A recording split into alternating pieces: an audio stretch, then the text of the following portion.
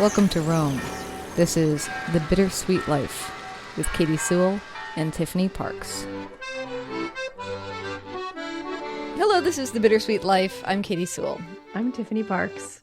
And today, Tiffany is in Rome. I am in Seattle in the United States. And we have a listener email that I want to share with you that is in response to an episode we did just a couple weeks ago about being alone in the Vatican at night.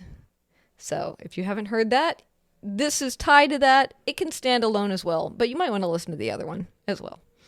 Why not? Why not? So this is an email from Mike, and he does reference his wife in this email, his wife, Sunny. So that's who he's talking about. And he writes, listening to the recent podcast about being in empty churches reminded me of my own spine-tingling experience when I was 14 and a new freshman at Gonzaga Prep in Spokane, Washington. As luck would have it, our Catholic bishop in Spokane passed away just as school began. And as an all-boys school, we were tasked with standing guard over his coffin.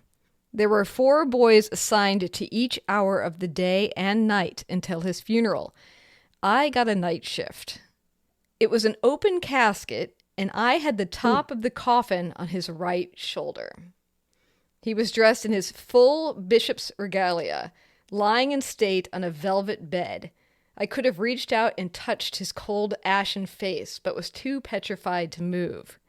It was late at night and only candles were lit, so flickering shadows played against the walls and high ceilings of the cathedral. It was also the first dead person I had ever seen, let alone been so near. Every Catholic school kid in the city was paraded past the coffin during his showing, and Sunny, a 7th grader at the time, remembers the fear and trepidation of having to pass by his ghostly remains. I had trouble sleeping the next week, seeing his ghost hovering over my bed. And then he signs... He literally sees the ghost.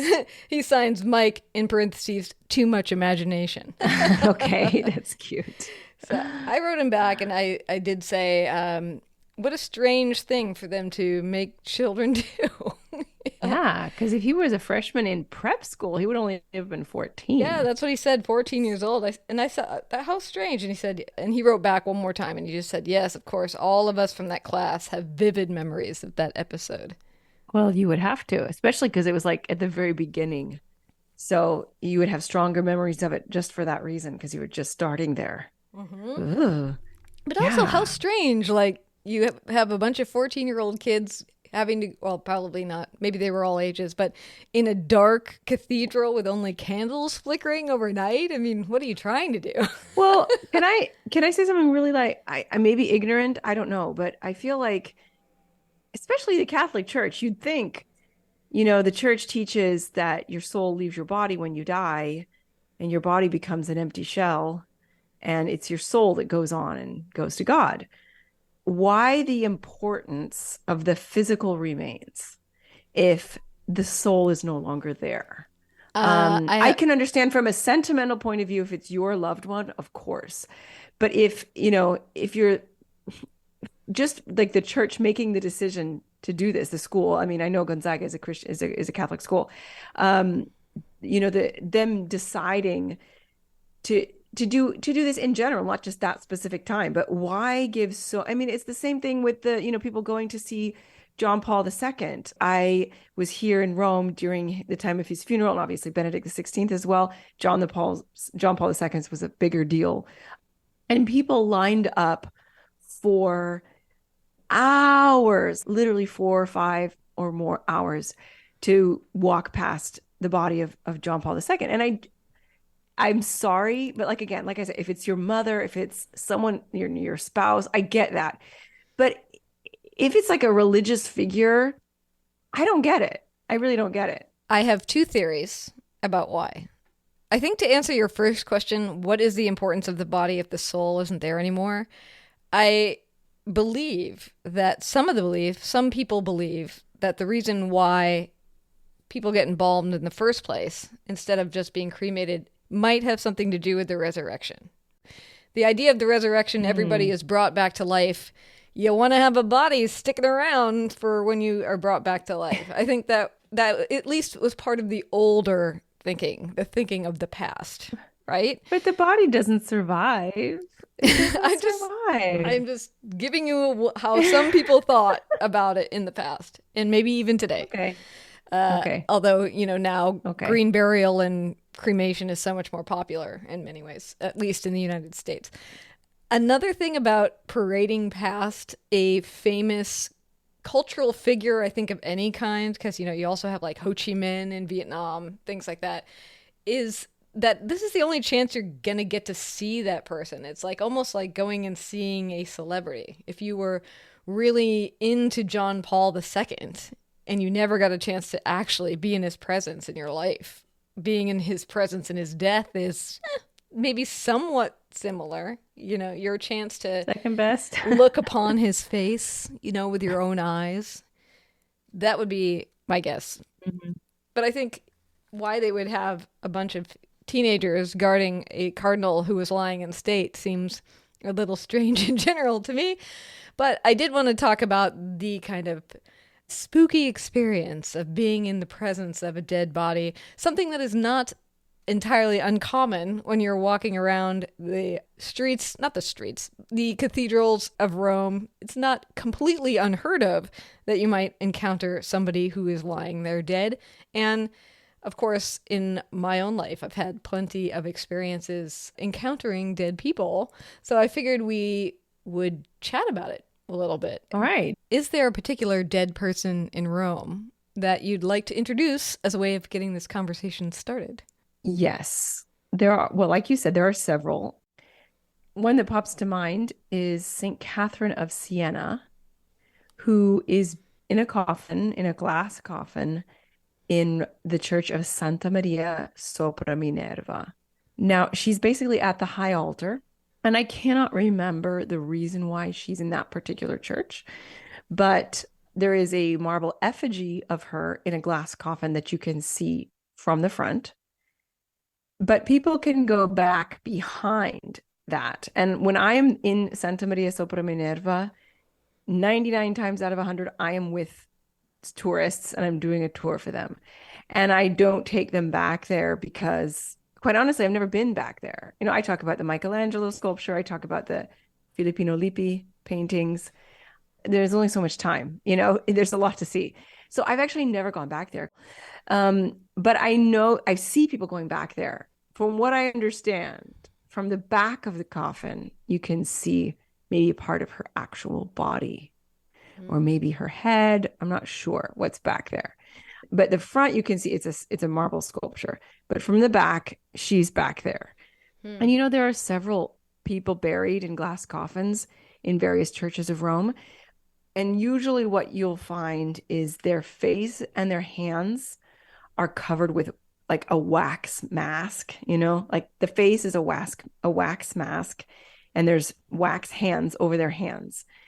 But their body is lying there in their clothes. So the only, parts of them that you would be able to see are the face and the hands, but of course they're covered in wax. It's eerie because it looks, at first glance, it's like that there's the dude just lying there dead in the glass coffin, like a la Snow White.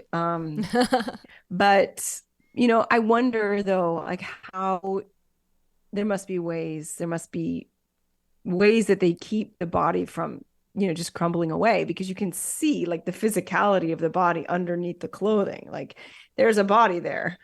And it's funny because the body of John the 23rd, Pope John the 23rd is in St. Peter's Basilica, and it's in a glass coffin and you can see it. And I remember I used to do tours there, and I just remember I had an older gentleman on a tour, and this would have been like 10 or more, maybe probably more like 15 years ago.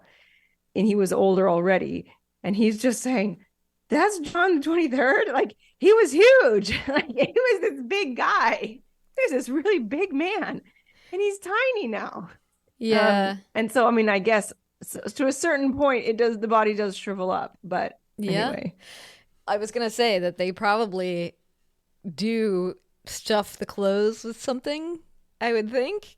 Probably. I mean, I don't have to go too far into this, but like back in the late 90s, so a while ago, I did a nonfiction Hmm. piece about working in a funeral home, what it was like to work in a funeral home, and spent a great deal of time trying to, one, convince the funeral director that he would let me do this in the first place. I think I spent over a year trying to find a funeral director who would let a person who was not an actual apprentice in the funeral home industry see what was happening behind the scenes.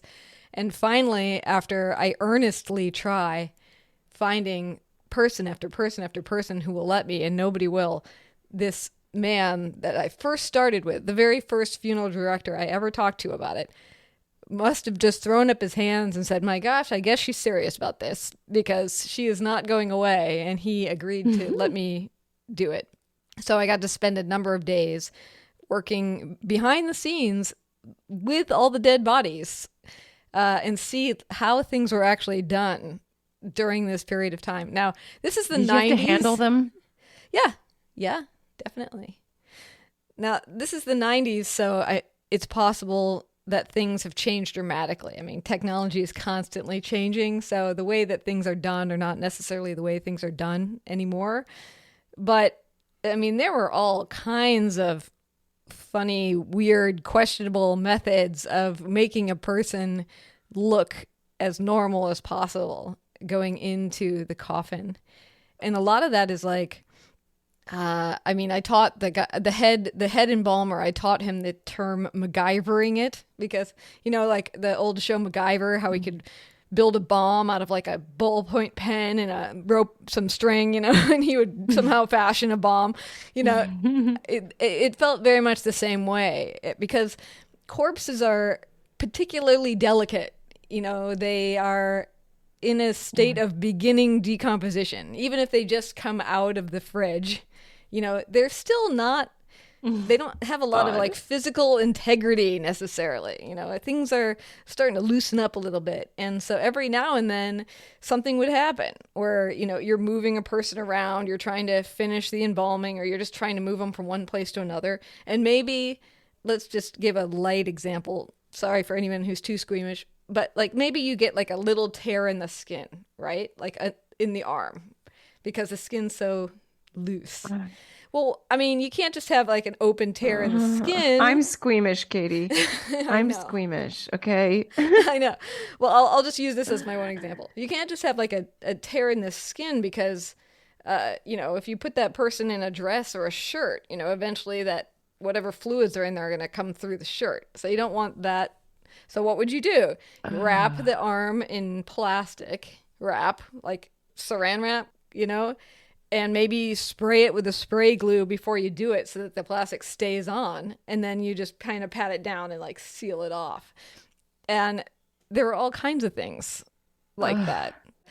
Or in a non-graphic way, like what happens if you can't really lift somebody but you have to put them in clothes, So let's say they're too heavy to lift and manipulate, and you want to put them in a dress. Well, you're not going to like put their arms up and pull it over their heads, while they're standing, obviously. What you might do instead is cut the dress all the way open up the back and then put their arms in and tuck it around them, and make it look like they're actually wearing it. So I'm sure there is a fantastic array of things that they are doing to make John Paul II look like John Paul II, but over time, you're right. He probably is getting smaller and smaller and smaller.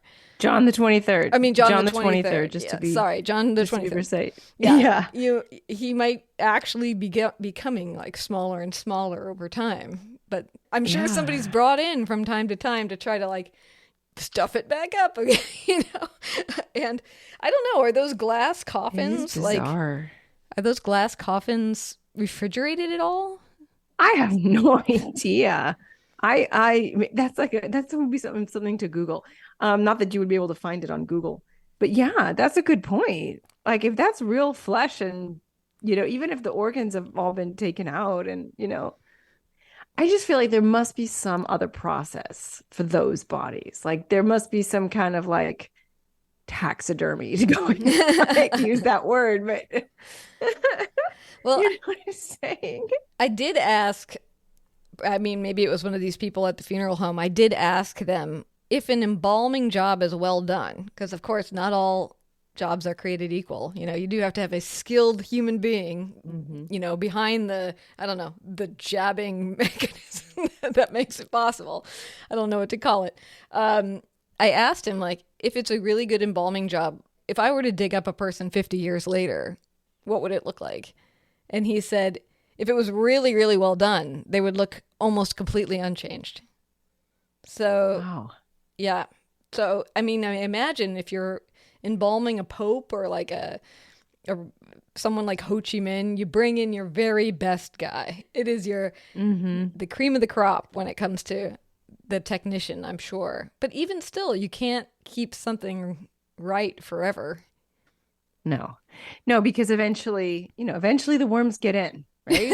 Like, I mean, Maybe not, but like, yeah, right? eventually something's gonna happen, I would If you're in think. a wooden coffin, eventually it will cede to the elements, I Mm, feel. that's true. Um, I would think so. whenever I think about this kind of thing, and I mean, for you and deciding that you wanted to write a piece on this, that's one thing. It's one thing to be curious about something and be like, I'm going to investigate this and learn everything I can about it. And that'll be not only an interesting experience, but also I'll write something about it or whatever. But the people who choose this as a profession, Mm. same with the people who choose to do autopsies as a profession. I just wonder what is the, like let's say you're going to become a doctor, and you're studying to become a doctor. And then, your choice comes, it's like time to specialize. It's like, do I want to take care of babies? Because, there's the pediatricians out there who are like, I mean, that's the way I would go if I were a doctor, the pediatrician. Whatever it is that you want to bring babies into the world, you want to, set bones. But like who are the people who are like, no, I want to do autopsies and figure out how people died, or just handle dead bodies in general. And the same with the embalmer. Obviously somebody has to do it, so it's important that those people are there. But why is that any little kid's dream? Like, I'm just Huh. Yeah, it's sort of like with a doctor, you're always like, if you could go into any kind of medicine, why would you be a butt doctor? or a foot doctor either. Yeah. No offense to anybody who's listening who's a butt or foot doctor. But I don't know. I mean, I think there could be an appeal to kind of doing something that's medical and with the human body that doesn't have a lot at stake as far as you're not going to hurt this That's person true. more, That's true. you know. That's true. That's a very good And point. it is still very much in the helping realm. Like you are still doing the things you're doing to help a family grieve and move on. So I could see it being like a helper class. I don't know. There used to be a part of me though that when I was kind of spending time there, when I was at the funeral home there, it was fascinating to be honest. Not only just how well you get to know a person when you work on them all day, even though you don't know them at all. You know everything except for who the person actually was. You know what I mean? That's kind of Mm, fascinating. Like some of mm. those faces I'll never forget for my whole life, and I never knew that person as a living human being. I don't even know what their names are. But I also think that, but I also remember having the thought when I was there that this is important work that they're doing, and that if you are a person who can handle it, do you have like a duty to at least Mhm, explore if it's something that you do, that you should do?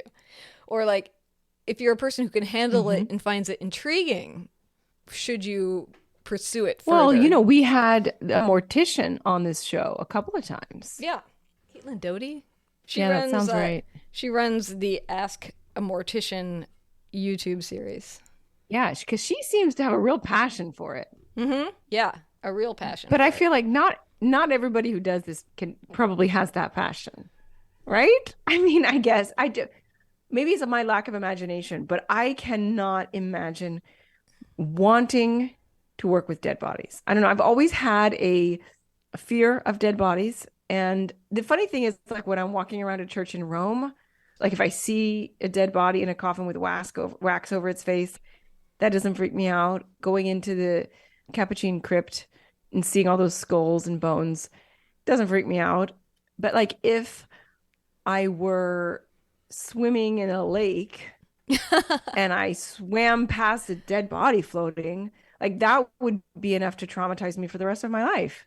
I think that you are not alone there because of the surprise of it, the traumaticness of, how did this person come to be floating in a lake?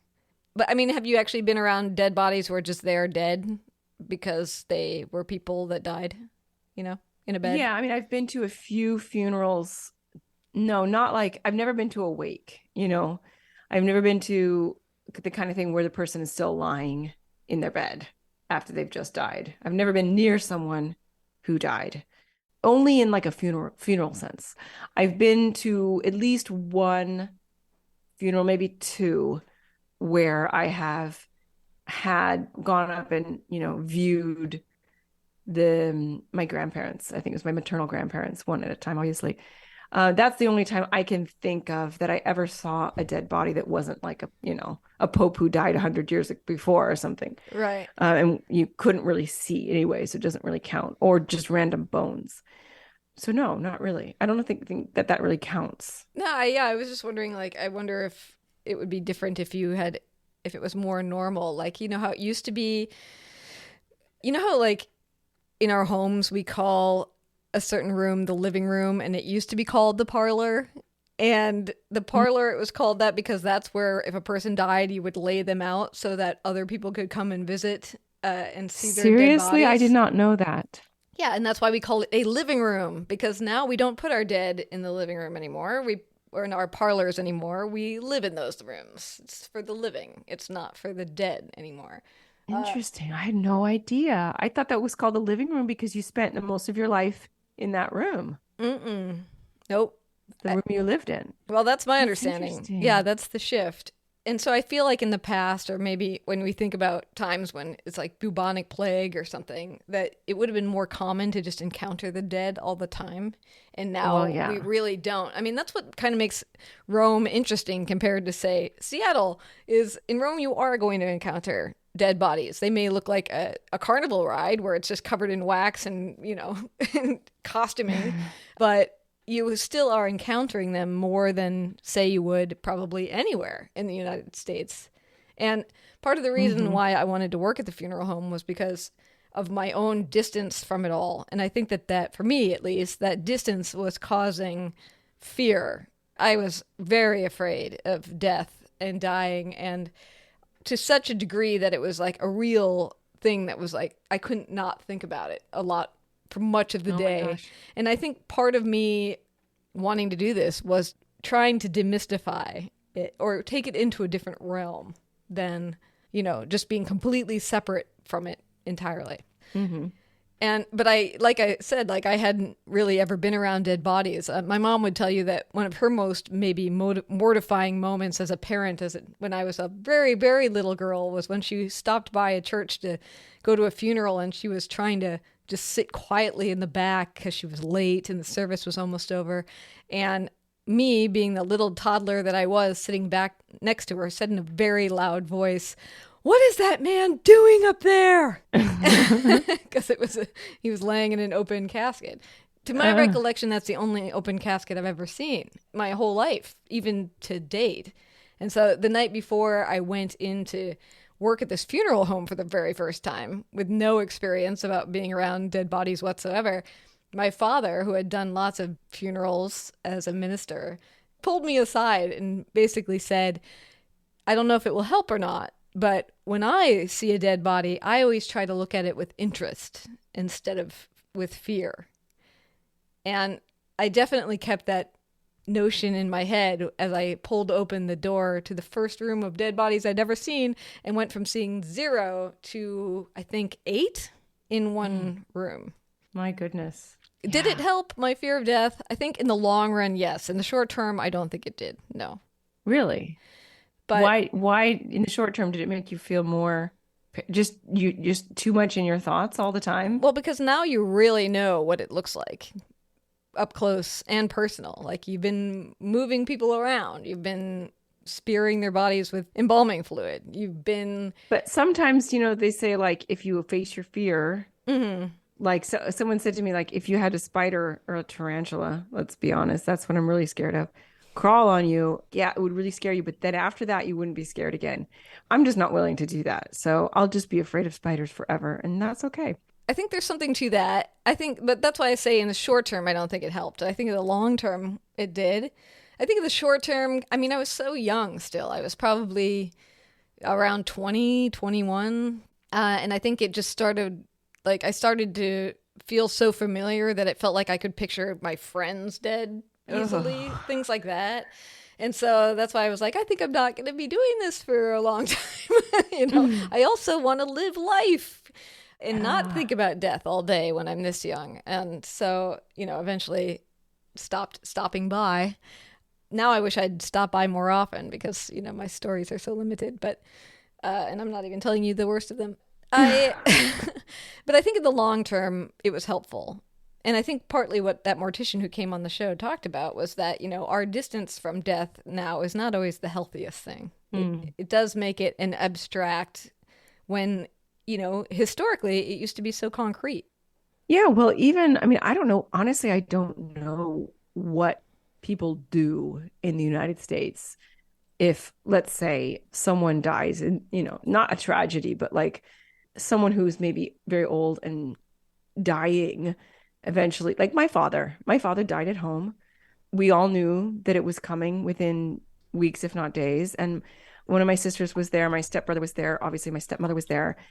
And I don't know, I literally never asked the question, like, what did you guys do after? Maybe crying a little bit, maybe saying a prayer. Like, what do you do right away? Because in Italy, and I don't know if this is a regional thing or if it's the whole country, but when Claudio's grandfather died, it was funny because his father had set up a couple of cameras in their apartment because they were very, they were quite old and they were living alone, and he wanted to, be able to check up on them and make sure, they hadn't fallen, one of them hadn't fallen, something like that.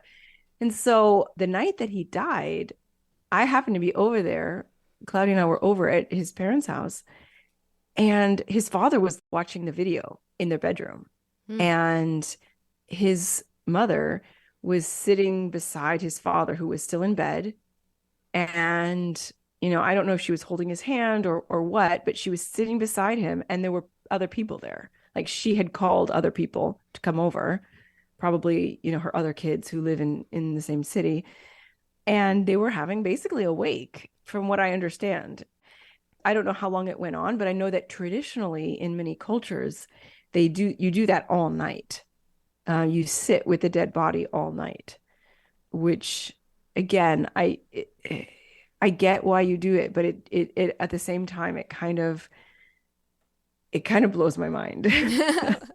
Still, but if it was like someone like your father, it wouldn't have been necessarily creepy to be sitting with him, even if he was No, not there anymore. no, possibly not. Possibly not. Yeah, I guess you have to look at it from that point of view. Hmm. But to sit all night is, why do we have that tradition? Or why do some cultures have the tradition? Whether you do it at home the night that the person dies, or sometimes you do it like at a funeral home. Hmm. You you they the person's in a coffin by that point, but you sit up all night. Yeah. And I just wonder why that is. And there must be some kind of, I wonder if there's like a superstition behind it. Or it's like ritual. It's the beginning of Yeah. the processing of the grief, I would think. Mm-hmm. I Mm-hmm. mean, I know some cultures it's a week Yeah. Some and cultures is very long. very long. The very first person I ever helped embalm had been kept at home for like a week. Whew, made for a really hard job. I won't go into the Oh, details of why, but it made it very we hard. can all imagine. Yeah, but that said, I mean, I'm sure it's partly to come to terms with the fact that that person is gone, and I think some people believe that if you see it with your own eyes, it's all the more Mm-hmm. believable. Like it sinks Yes. in faster. Oh, absolutely. I think so. I have a friend whose mother died and she was living over here. She was living in Italy and her mom was back in the States. And she hadn't seen her mom for maybe, I don't know, 6 months or a year or longer. And when she went back for the funeral, she had to see the body. And I totally get that because I never saw my father's body and I never saw my sister Tia's body. And there is a part of me, I don't know how to explain it because it's obviously completely irrational, but there is a part of me that hasn't really accepted either of them, that either of them are gone, especially my sister Tia. And I often find myself remembering, and it's been years, Yeah. you know, Yeah. It's like, and I wonder if having seen the body would have been more of a coming to terms. yeah, would have made it concrete. I think in the United States, there's often a feeling that it's somehow like dangerous to keep a body around. And I don't know, like it's diseased and it will somehow affect you. I don't know if that's changing over time. I think as people's attitudes change. When I worked with this funeral home, I think, and I could be wrong on this because it was a long time ago, but I believe that the law said that a person had to either be embalmed or refrigerated within 24 hours. Otherwise, it was quote unquote illegal. I don't know how they would crack down on such a thing, but I believe that that was the law. And that as a law implies to me that it's almost like an incentive to not keep the person around. It's like, this is somehow dangerous. We need to move it along, as quickly as possible. Like get this person put safely away as quick as we possibly can. And I do think that there is a little bit of that. But again, this is a culture that's totally divorced from one-on-one connection with death. And there are lots of death advocates that are trying to correct that, especially over the last 20 years. And we're doing our part. Yeah, look at us. Now, we're not getting into the ghostly element of Mike's imagination, but we do appreciate the email that sparked this conversation. And yeah, and like we said in our Halloween episode, I believe with the hosts of the podcast Homespun Haints, Tiffany and I, we've never really seen a ghost. Not that we know of, but maybe someday. No, not at all, actually. Not at all. Not at all. I know, not at all. Even though supposedly Rome is also littered with ghosts. Well, Claudio has seen a ghost. Oh, well. I'll try to get him on next Halloween to tell the story. Yes, I'd love to hear it. All right, well, let's leave it there. There's a chance that we still have room in our Rome trip if you want to see some dead bodies. Maybe we should go try to see the dead body in Santa Maria sopra Minerva, one of my favorite churches in all of Rome because it's I'm gorgeous. planning to stop there. Yes, because there is some amazing art there that most people don't, they walk right past that church. They admire the facade, which is quite stunning. They don't usually go in, and it's just been restored, and it's there's some true gems in there, plus St. Catherine of Siena's body. So I think that's going to be a definite stop. Right. So we are going to Rome October 8th through the 14th. We may still have a couple rooms available for you if you want to join us, you and a friend. And if you're interested in knowing more, just send us an email, bittersweetlifepodcast@gmail.com. bittersweetlifepodcast@gmail.com. And until next time, this is The Bittersweet Life. I'm Katie Sewell. I'm Tiffany Parks. Join us again. Bye. Do you have a topic you want us to explore? Send your requests. We'd love to hear what you want to know. Visit thebittersweetlife.net and contact us with your questions, your adventures, your observations, your favorite episodes. We love hearing from you. You can also find us on Facebook, Instagram, and Twitter. Just search for The Bittersweet Life Podcast.